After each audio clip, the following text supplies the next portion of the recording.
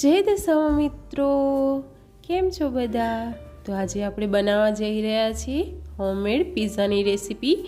જો તમને આ રેસીપી પસંદ આવે તો વિડીયોને લાઈક અને ચેનલને સબસ્ક્રાઈબ કરવાનું અને તમારા મિત્રોને શેર કરવાનું બિલકુલ નહીં ભૂલતા। તો આ બધા છે પિઝા માટેના ઇન્ગ્રેડિયન્ટ્સ, જેને ધોઈ અને આપણે સરસ રીતે કાપી લઈશું। મોટા મોટા ટુકડા કરવાના છે। તમે જોઈ શકો છો કેપ્સિકમ, ટામેટું, ડુંગળી, ગાજર બધું સમારી લીધું છે। હવે તપેલીમાં 1 ચમચી જેટલું તેલ ઉમેરી દઈશું। તમે જોઈ શકો છો કલરફુલ શાકભાજી છે। હવે આપણે ડુંગળી સાતળવા મૂકી દઈશું। ડુંગળી થોડી સરસ સતળાઈ જાય એટલે પછી આપણે બધા જ શાકભાજી અંદર એડ કરી લઈશું। બધા શાકભાજી એડ થઈ જાય એટલે આપણે અડધી ચમચી મીઠું એડ કરી લઈશું અને સરસ સાંતળવા દેવાનું છે। પછી હું તમને બતાવીશ કે હું કયો સોસ અને શું વાપરું છું પિઝાની અંદર।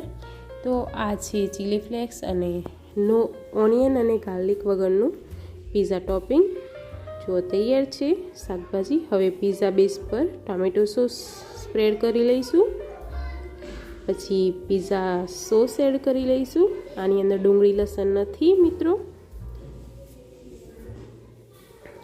હવે આપણે બધા શાકભાજી જે સાંતળી લીધા હતા એને સ્પ્રેડ કરી લઈશું સરસ રીતે।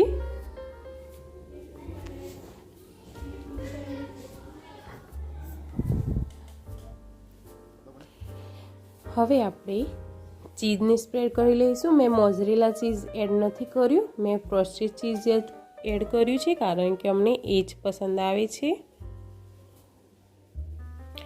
હવે આપણે ચીલી ફ્લેક્સ અને ઓરેગાનો ઉપરથી સ્પ્રિંકલ કરી લઈશું।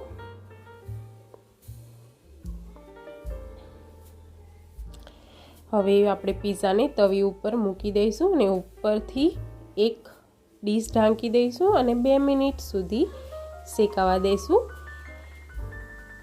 તમે જોઈ શકો છો મિત્રો ચીઝ એકદમ મેલ્ટ થઈ ગયું છે સરસ રીતે અને એકદમ બહાર જેવો પિઝા દેખાઈ રહ્યા છે। હવે આપણે કટિંગ કરી લઈશું।